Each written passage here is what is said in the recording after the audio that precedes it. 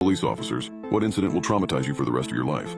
We got a call about a woman who had locked herself in her bathroom saying her boyfriend was trying to kill her. What we ended up finding was so much worse. My partner Mason and I arrived at a house on the end of a street. The lamppost flickered yellow, and the wind danced the trees and bushes. The clouds were thick and the air ice cold. We took position at the front door. We knocked. "Police, open up!" Only the sound of wind chimes. Mason kicked the door open with all the force he could muster. We scanned the house downstairs. No one in sight. Clear. "You hear that?" I said. Mason looked up at the stairs. Gentle cries.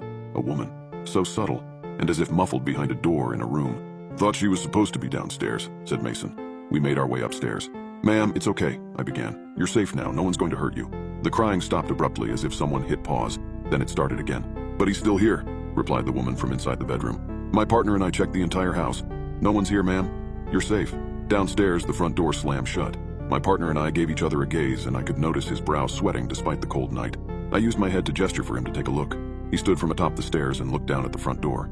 If only we'd known then what was about to happen. "Just the wind, I think," he said. Then a gentle voice came from inside the bathroom. "Are you sure, Officer Bradley?" the woman asked. The entire night at that scene, neither my partner Mason nor I used our names out loud. Not once. How could she have known our names?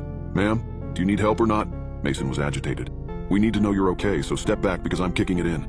A part of me believes Mason was more eager to see the woman's face, to find out who she was and how she knew what she did than he was for her safety. He wanted peace of mind. "No, hold on, I said. "She might be sitting right by the door. We don't want to hurt her." Then she said it. "Officer Bradley, tell Mason that if he touches this door, I will visit his family in the late hours of a certain night and break down a door of my own." The woman's voice was an octave deeper when she said that. I never understood the expression white as a ghost. Do people actually turn that pale in the face?